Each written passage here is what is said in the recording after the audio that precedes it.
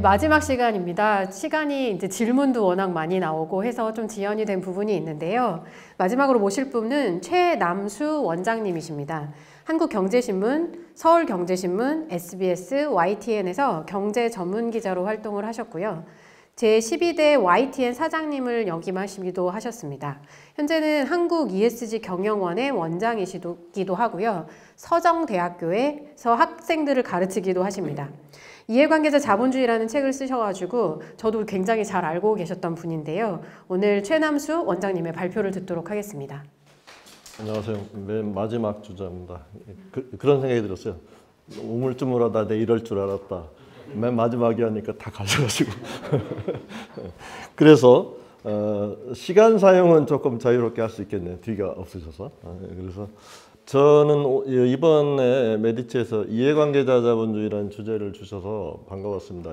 작년에 제가 이해관계자 자본주의라는 책을 작년 1월에 냈는데 공교롭게 이제 ESG에 관련돼서 최근 나온 책으로서는 1호였어요. 뭐 뒤에 나온 책들이 오늘 뭐 사회과주 모더레이터 신지연 작가님 뭐 훌륭하신 책들이 뒤에 훨씬 많이 나왔는데 그 바람에 1호라는 그 이유로 뭐 하여간 그동안 ESG 관련 강연들을 많이 하고 다녀서 요즘 뭐 MSG도 ESG로 보이고 막 그랬는데 원래 제 전공으로 돌아와서 이해관계자 자본주의에 대해서 얘기를 할 수 있는 기회를 주셔서 감사드리고요.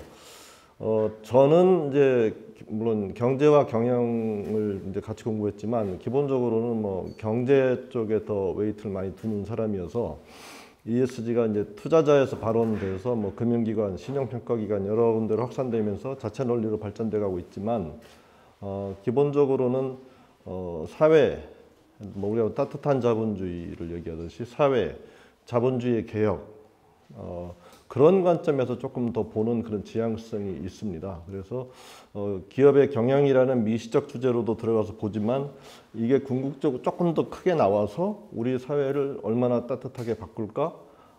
형평성의 이슈는 어떻게 해결해 갈 수 있을까라는 관점에서 좀 보고 있기 때문에 오늘 그 얘기를 좀 드리겠습니다.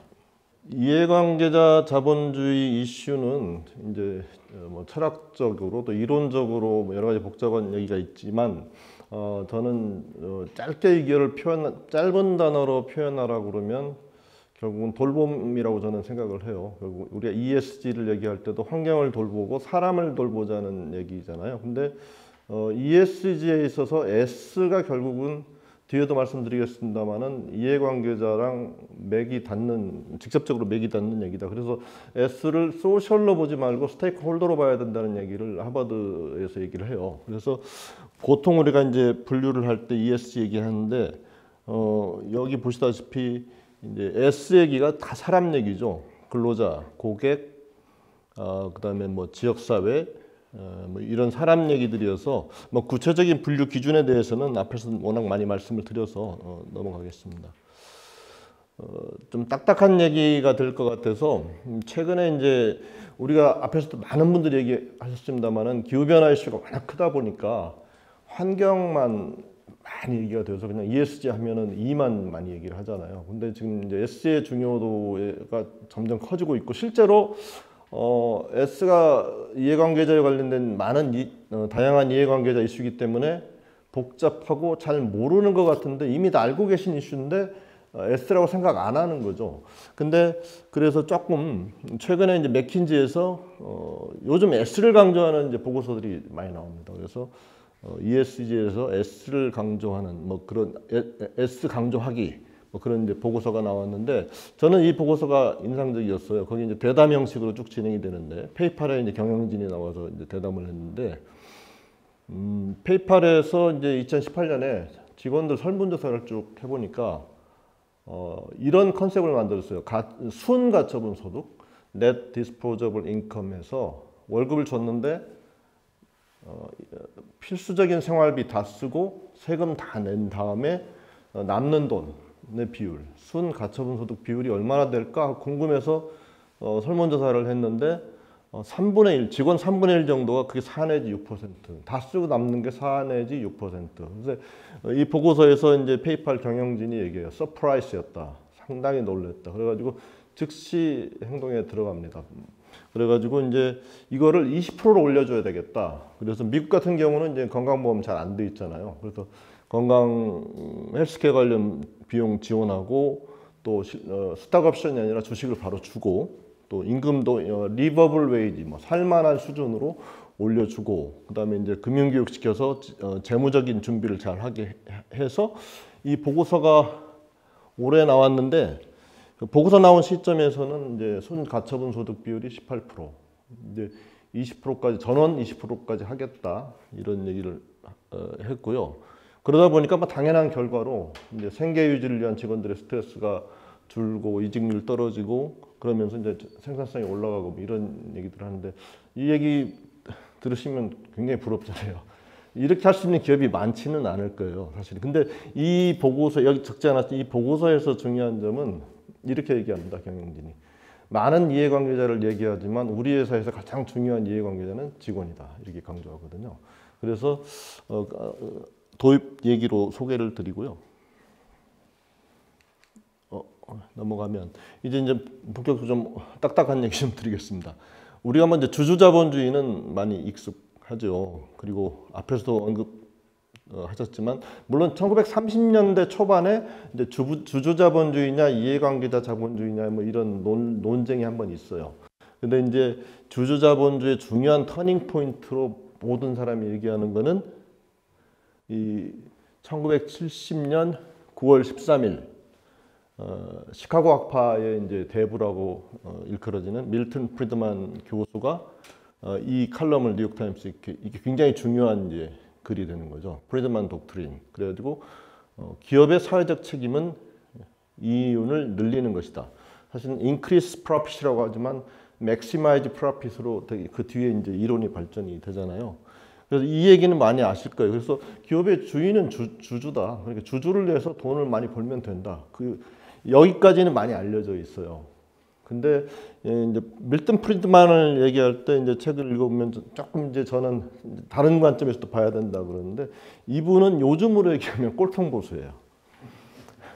왜냐하면 이 독트린을 쭉 읽어보면 요즘 CSR 하시는 거 있잖아요. 그거 다 사회주의라고 얘기해요. 그 기업들 할 필요 없는 거라. 이게 사회주의적 관점이다. 그거 공무원들이 할 일이지 기업이 할 일이 아니다. 그래서 일종의 사회주의라는 소셜리즘이라는 언어까지 하는 거 보면은 색깔론 그런 부분에서는 사실 밀턴 프리드만도 지금의 관점에서 보면 비판받을 소지가 있다. 그리고 최근에 프리드만 50주년 해가지고 미국에서 그 제자들이 포럼 세미나를 열었는데 이제는 이제 그 입장에 대한 반성들이 좀 나옵니다. 이해관계자를 반영해야 된다 이런 얘기들이 그 시카고 학파에서도 나오거든요. 그래서 프리드만의 이제 독트린이 그 주주자본주의의 본격화되는 시발점이 됐다 말씀드리고요. 그래서 쭉 갑니다. 가가지고 이제 미국으로 얘기하면은 신자유주의가 풍미하기 전에는 굉장히 소득 분배도 안정적으로 잘 되고 그 길디드 에이지라고 그러는데 그런 대로 잘 가던 그런 시기가 있었어요. 근데 70년대 후반 가면 여러분 잘 아시듯이 이제 미국은 로널드 레이건, 이제 영국의 마가렛 대처 해서 신자유주의 네오 리버럴리즘이 나오죠. 그래서 이제 잘 아시다시피 규제 풀고 법인세 내려주고 글로벌 개방, 뭐 공기업 민영화 이제 쭉 아시는 조치들이 취해집니다. 그래서 물론 이 조치들이 신자유주의가 반드시 부정적인 것만 가져온 건 아니고 국제적인 무역이 확대되면서 개독들이 경제 개발할 수 있는 기회를 갖게 되고 또 무역 이론에 따르면 이렇게 서로 비교 우위에서 무역을 하면 서로 좋아지잖아요. 그런 점들이 분명히 있었다는 건 부인할 수 없는데 아시다시피 이제 양극화가 심화되고 부자들은 너무 부자가 되는데 어려운 분들이 너무 늘어나고 또 환경 훼손의 문제. 70년대인가 그 로마 클럽에서 이제 성장의 한계를 주장하거든요. 이제 그런 문제 제기들이 계속 일어나는데 2008년에 이제 그 불만의 이제 피크 되는 거예요. 금융위기가 오면서 근로자들의 이제 불만이 폭발하고 여러분 잘 아시다시피 이제 Occupy Wall Street 월가를 점령하라는 이제 양극화 심화에 대한 일반 시민들의 불만이 극대화됩니다. 이게 이제 신자유주의에서 이해관계자 자본주의 또 요즘 우리가 얘기하는 ESG의 논의가 이제 활성화될 수 있는 이제 토양이 되는 거죠. 그래서 이제 2019년 8월에 이제 굉장히 중요한 일이 또 한 번 있죠.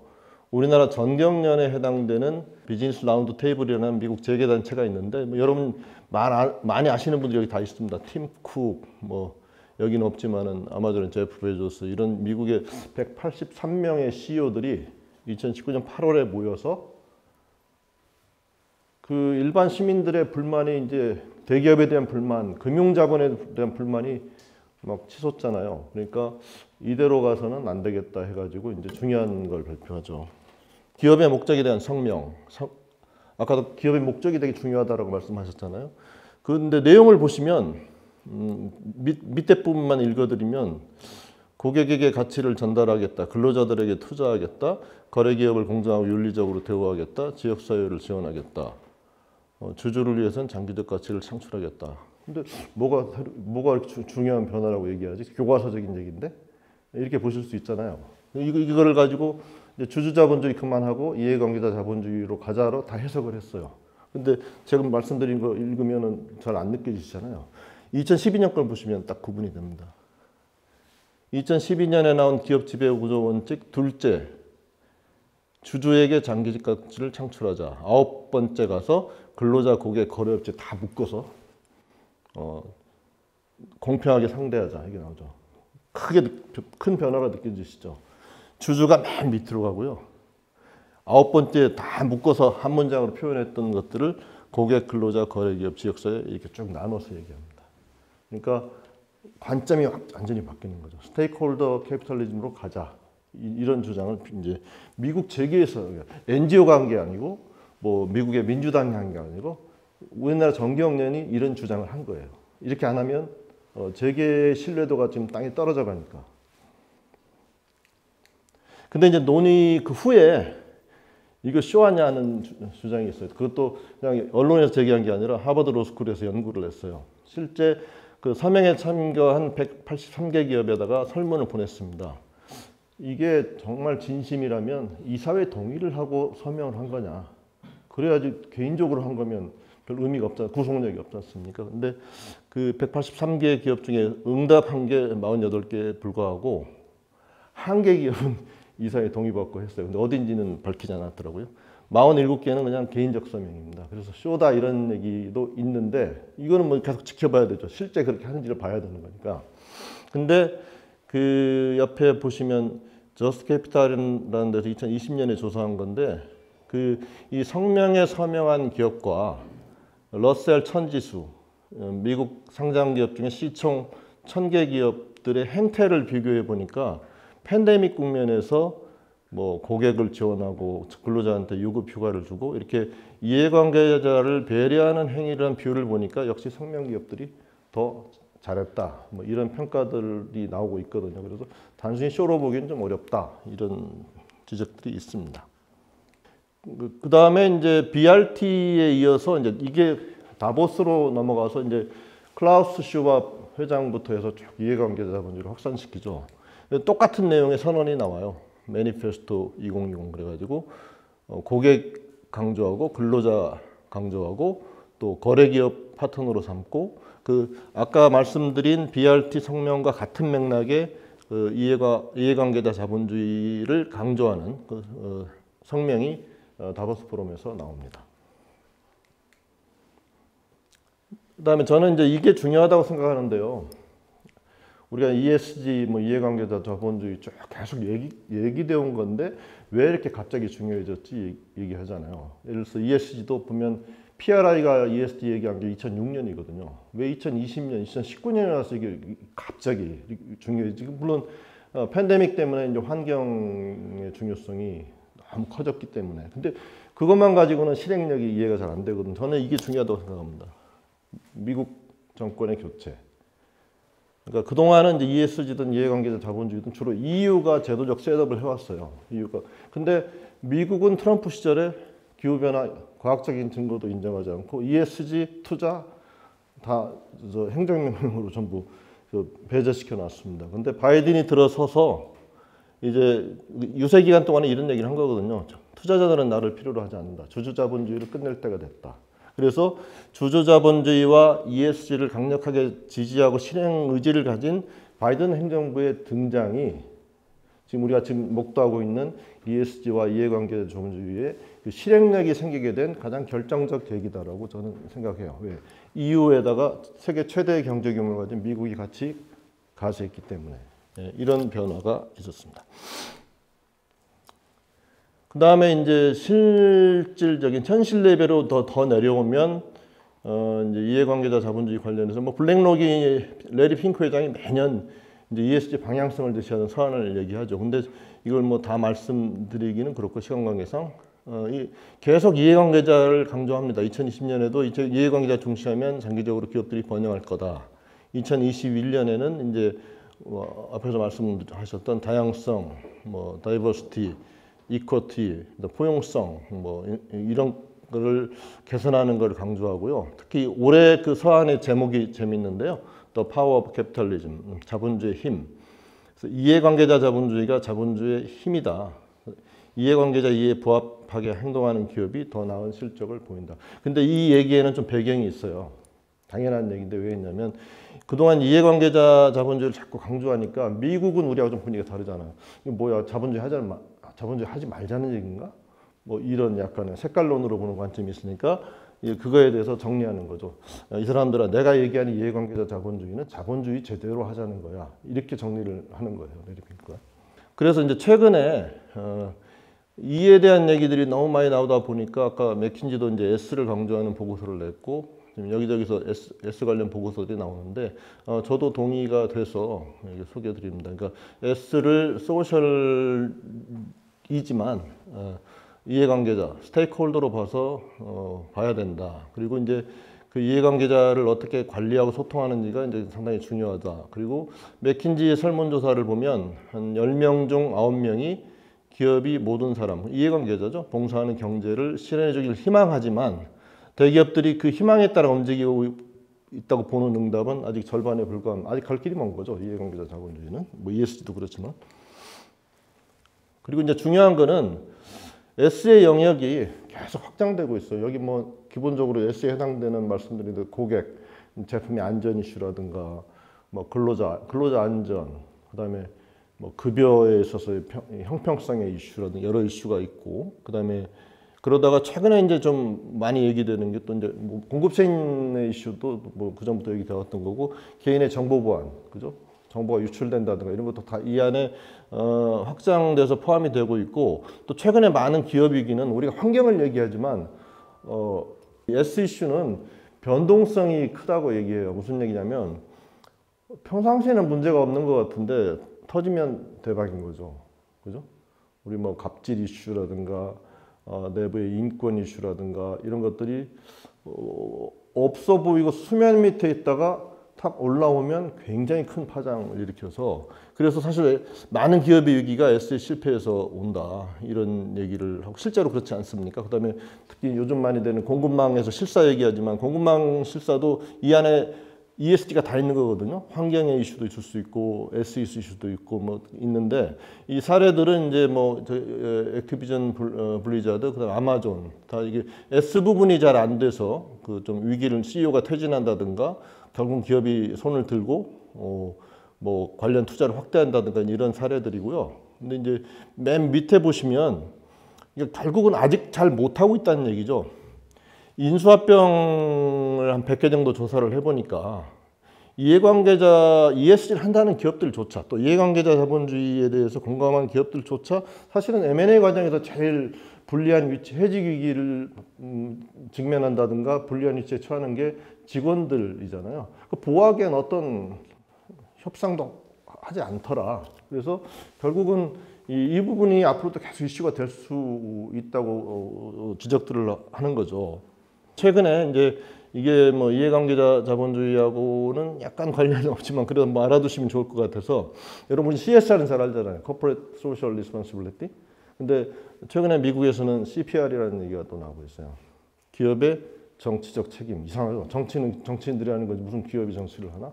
그리고 우리 같은 경우에 옛날에 모 재벌 총수가 뭐 정치가 삼류라고 얘기했다가 큰 곤욕도 치렀는데 뭐 어떻게 정치를 할 수 있어? 그런데 여러분 요즘 저 우크라이나 전쟁 때문에 예일대 같은 경우는요, 이렇게 무지막지한 푸틴 정권이 있는 러시아에서 아직도 비즈니스를 해가지고 여전히 비즈니스를 하고 있는 그 기업 명단을 그때는 400개가 빠져나왔는데 저희 자료를 만들 때는 이제 현재는 더 늘었겠죠. 빠져나왔다는 거는 이제 아예 철수했거나 아니면 서스펜드 영업을 잠시 중단했거나 이거를 공시해서 압박을 가하고 있어요. 그러니까 이런 사안에 대해서 기업이 행동을 취할 것을 요구하는데 이게 정치권의 압력 때문에 이러는 게 아니에요. 근로자들이 요구합니다. 근로자들이 나는 이런 기업에서 못 다녀. 근로자들이 회사에 요구를 하거든요. 그래서 이런 부분들이 조금 더 범위가 확대되고 있고 사실 근데 이게 우리 입장에서 보면 생소해 보이지만 꼭 그런 건 아닙니다. 지금 신냉전 시대라고 해서 예를 들어서 중국 화웨이 규제 할 때 미국이 요구하면 삼성이 기술 공급비라든가 부품 공급 안 하잖아요. 그게 지금 CPR을 이미 하고 있는 거예요, 사실은. 앞으로는 이런 것도 또 많이 이슈가 될 것 같아요. 국제적인 정치 이슈, 또 신냉전 이슈 때문에. 그러면 이제 이해관계 중에서 소비자는 어떤 생각들을 하고 있는지 몇몇 이해관계자를 좀 짚어볼 텐데요. 뭐 여기 보시다시피 소비자들은 ESG 잘하면 제품이 좀 비싸더라도 사겠다 이런 응답들을 하고 있습니다. 근데 저는 뭐 개인적으로는 이렇게 응답하는 거하고 실제 그런 거는 좀 또 차원이 다른 이슈이기 때문에 각 개별 주체들의 정말 진정성 이슈가 또 필요하다라는 생각은 하지만 이런 응답들을 하고 있고요. 가치 소비하는 거는 앞에서도 말씀하셔서 소비자 부분은 이 정도로 마무리하겠습니다. 근데 중요한 거는 그럼 기업들이 ESG를 자기 전략에 녹여넣을 때 왜 무슨 이점이 있어서 그렇지 하고 어니스트 형이 한번 질문을 해봤어요. 근데 1번을 보면 ESG에 민감한 소비자들의 수요를 충족시켜주고 싶어서 그러니까 이해관계자 중에서 ESG 전략을 포함시키는 그 가장 큰 이유가 소비자를 의식하는 거죠. 그리고 세 번째 보면 뭐 브랜드 레퓨테이션, 브랜드의 명성 이것도 소비자를 많이 의식하고 있습니다, 기업들이. 그 다음에 이제 그 맨 밑에 보면 기업들 입장에서 보면 이제 또 직원 이슈, 근로자 이슈가 있잖아요. 근데 ESG 가치를 잘 하는 기업들에서 좋은 인재를 확보하고 또 그런 데서 일하고 싶어요. 그죠? 우리가 가치 소비, 자기 가치랑 맞는 기업들하고 맞는 기업의 제품과 서비스를 사고 싶어 하듯이 저는 가치 취업이란 말도 쓰는데 자기 가치랑 부합되는 기업에서 월급이 좀 적더라도 그런 데서 일하고 싶어 하는 거죠. 그러다 보니까 실제 연구조사 결과를 보면 그렇게 실력 있는 인재들을 확보하고 직원들의 만족도가 높은 그 기업들이 주가 수익률도 좋게 나옵니다. 그래서 되게 이제 지금까지 나온 연구들을 좀 보면 그 앞에서 뭐 다양성 관련해서도 좀 또 성과 지표랑 연결시키는 말씀하셨지만 ESG 잘하는 기업들이 재무 성과가 좋아 이런 연구들은 물론 반론도 존재하지만 이런 연구들이 많은데 그런데 ESG 잘하는 기업들이 도대체 어떤 특성을 보이길래 성과가 좋은 것에 대한 연구는 많지 않아요. 몇 개 찾아봤더니 되게 특징으로 이제 거론하는 것들이 이해관계자하고 소통을 잘하고 또 근로자들이 적극적으로 업무에 참여하고 또 우수한 인재들이 몰리고 또 브랜드 충성도가 소비자들의 브랜드 충성도가 높고 이런 특성들을 보이더라. 그래서 그러니까 인과관계를 좀 얘기하는 거죠. 그래서 이제 기업을 좀 구체적인 사례를 좀 하나 소개해 드릴 텐데 덴마크 기업입니다. 오스테드 아마 조금 소개는 됐는데 많이 모르실 거예요. 근데 저는 이 기업이 하도 신통해서 캐나다의 기업 평가 기업은 코퍼런 나이츠라는 데가 있는데 거기서 지속 가능 기업 평가했는데 1위를 했는데 잘 모르는 기업에서 들어가서 한번 이 자료 저 자료 굉장히 많이 봤습니다. 근데 보고 나서 너무 신통한 기업이다 해서 사실 제 칼럼으로도 한번 소개를 했어요. 저는 놀라운 기업이라고 생각을 해요. 2006년에 뭐 여러 기업이 있지만 화석연료 비중이 85%인 기업이었어요. 근데 불과 10년 사이에 재생에너지 비중 85%, 특히 풍력이 85%, 풍력 중심의 이 기업으로 변신합니다. 이게 결코 쉬운 얘기 아니거든요. 왜냐하면 화석연료 사업이 잘 못 나가서 구조조정한 게 아니에요. 이때 2006년에 굉장히 잘 나가고 있었어요. 근데 경영진이 멀리 내다본 거죠. 이 환경을 훼손하는 이 화석연료 비즈니스로는 길게 못 간다. 우리 이거 바꾸자. 그래가지고 대대적인 사업 재편에 들어갑니다. 쉽지 않았어요. 경쟁사들도 같이 하다가 다 나가 떨어져서 전부 철수합니다. 왜냐하면 풍력 발전 단가를 낮출 수가 없었기 때문이죠. 근데 그때 여기는 다시 대규모 투자를 함으로써 규모의 경제를 이뤄가지고 마침내 풍력 발전 단가를 낮춰서 성공해요. 그래서 지금은 연안 풍력 발전 세계 1위입니다. 이분들이 나중에 이제 Our Lessons, 우리 성공에서 온 Our Lessons라는 한 10페이지 정도 되는 보고서를 내는데 그 보고서가 너무 저는 감동적이었습니다. 근데 중요한 얘기를 해요. 이해관계자랑 조금 무관할 수 있지만 첫 번째 걸 좀 설명을 드리면 우리가 문제가 어려워지면 재무적 이슈, 마케팅 이슈, 막 여러 가지 이슈를 하는데 결국 우리가 어려운 과정을 겪어봤더니 이게 리더십이더라. 결국 우리는 리더십으로 풀었다. 그리고 두 번째가 중요합니다. 이해관계자와의 활발한 소통을 통해 추진 과제를 선정했다. 이 부분이 중요하거든요. 그냥 우리가 잘하는 거를 알리기 위해서 커뮤니케이션 차원에서, 홍보 차원에서 우리 이해관계자들하고 이렇게 소통하고 있습니다. 지금 지속가능 경영 보고서 들어가면 다 그렇게 하고 있어요. 우리 이해관계자들하고 이렇게 열심히 소통하고 있습니다. 우리 너무 개방적입니다. 거기까지예요, 사실은. 근데 이 기업이 뭐 이렇게 하는 기업들이 많이 있겠지만 저는 이 기업에서 인상적이었던 부분들이 이해관계자들하고 소통하는 이유가 내가 잘하는 걸 알리기 위해서 또는 보도자료 내서 이렇게 잘하고 있다는 걸 알리기 위해서라기보다는 이해관계자들하고 소통을 하면서 과제를 다 쓰임을 이렇게 쭉 뽑아낸 다음에 그거를 이사회에 올려서 한 10개 정도로 줄여가지고 자기들의 전략적 과제로 선정을 해서 실행합니다. 그 차이거든요. 그러니까 내재화하는 거죠. 밖으로 보여주기 위한 소통이 아니라 실제로 전략을 포함시켜서 내재화하기 위한 그런 움직임들을 보이고 실제로 그 성과가 아주 뛰어나잖아요. 그래서 소개를 드리는 거고요. 그래서 이제 중요한 거는 그러면 이제 ESG에 관련된 뭐 측정, 평가, 공시 이거는 많이들 말씀하셨는데 이해관계자 자본주의 관점에서 이제 측정을 해야 된다는 게 이제 세계경제 포럼에서 글로벌 4대 회계법인하고 해서 이렇게 내놓은 게 있어요. 내놓은 게 있는데 이제 그 뭐 첫 번째가 이제 거버넌스, 두 번째 플래닛 환경 이슈고요. 근데 세 번째 피플, ESG 얘기하면 소셜. 그다음에 네 번째 프로스페리티 이것도 소셜에 관련된 겁니다. 그래서 이거는 사실 최근에 이제 ESG 공시 평가 이슈가 나오기 전까지는 스테이크홀더 캐피털리즘 매트릭스 얘기가 훨씬 많았어요. 근데 아마 이 지표가 지금 여러분 우리 재무제표 관장하는 IFRS라는 기관이 작년에 이제 글래스고에서 있었던 G20 회의에서 지금 너무 복잡한 지표들을 표준화하자고 해가지고 ISSB라는 기구를 만들어서 거기에서 지금 이제 지표 표준화를 하고 있거든요. 그래서 아마 지속가능 경영 보고서하고 재무제표가 통합될 거로 보이거든요. 그 작업에 이제 기초 자료가 될 것 같고요. 거의 끝나갑니다. 그래서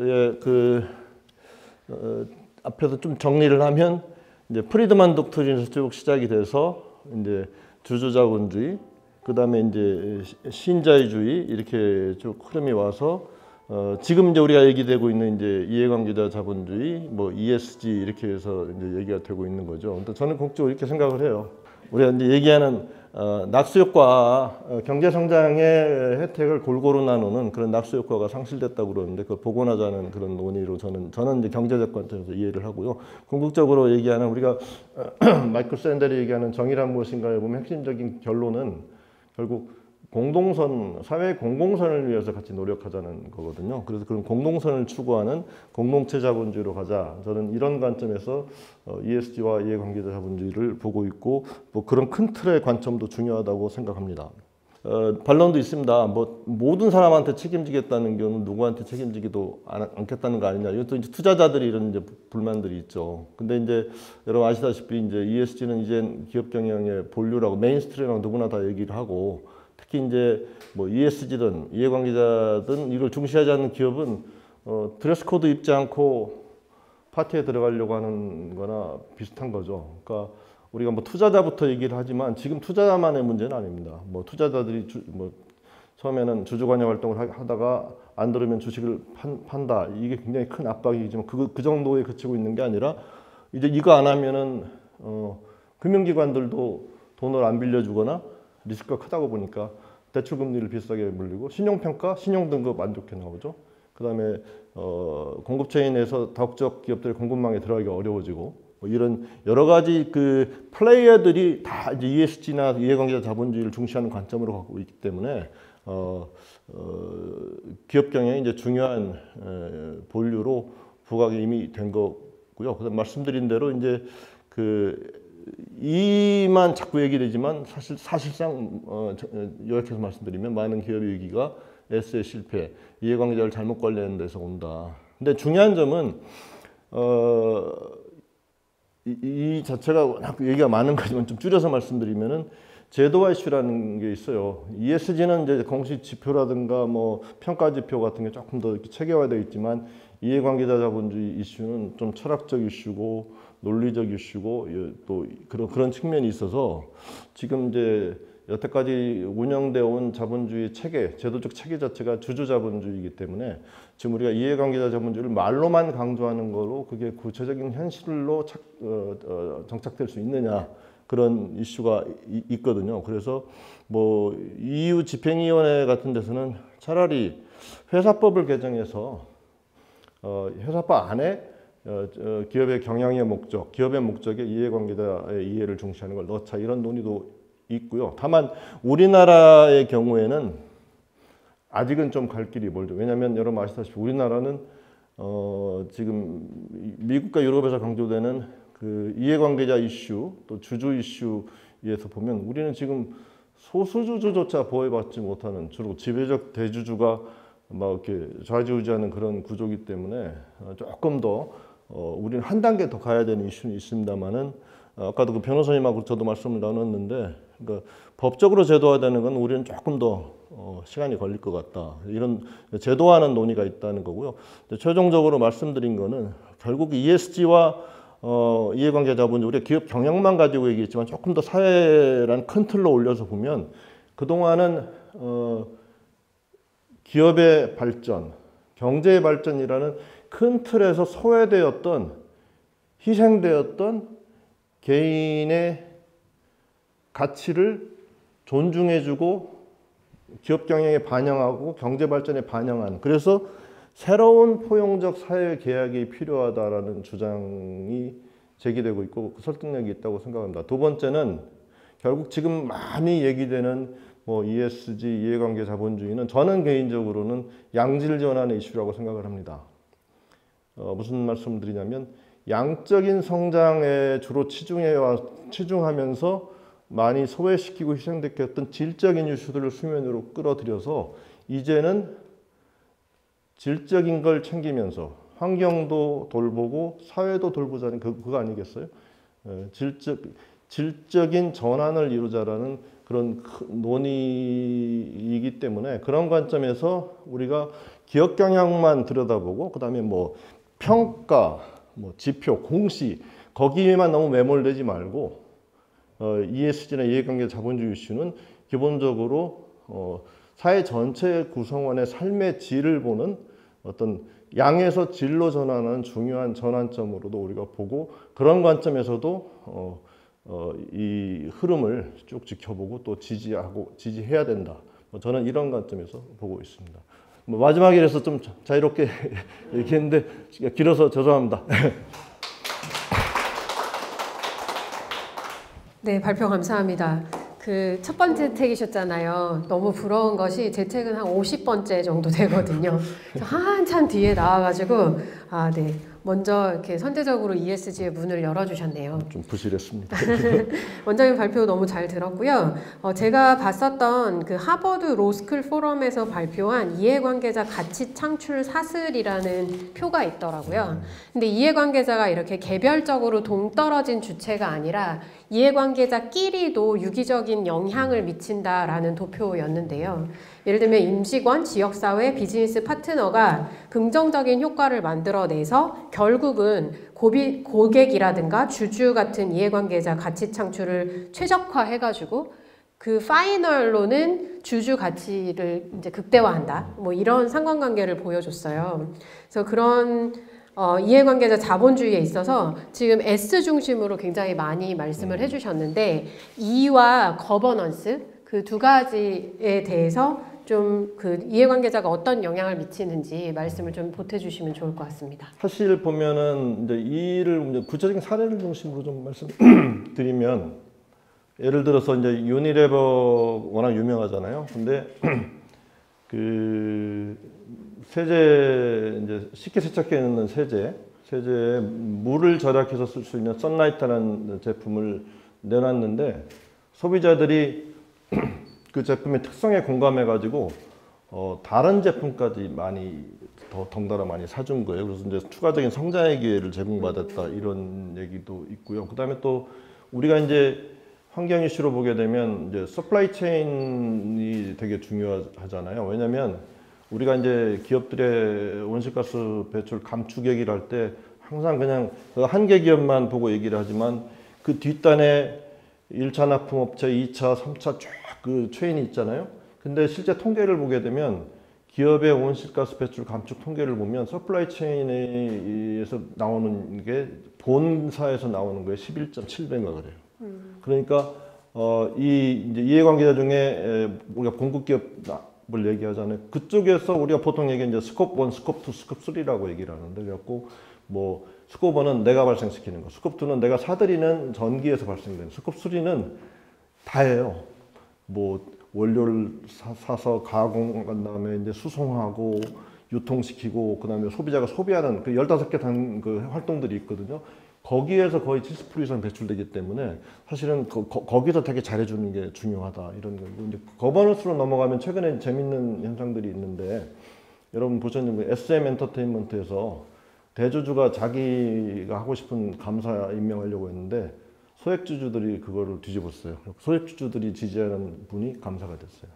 그리고 여러분 잘 아시다시피 그 엑슨모빌 엔진 넘버원이라는 작은 그 펀드가 12명 중에 이사회 3명 우리가 넣을게. 니들 그 탄소 감축하는 거 우리 마음에 안 들어. 우리가 들어가서 하겠어. 했는데 그게 물론 블랙록 같은 큰 그 펀드가 저기 자산운용사가 지지했기 때문에 됐지만 거기에 또 소수주주들이 많이 이렇게 지지를 해서 했거든요. 그런 관점에서 그 이해관계자들이 환경이나 이제 거버넌스에 대해서 이 사례를 통해서 조금 우리가 짐작할 수 있지 않을까 싶습니다.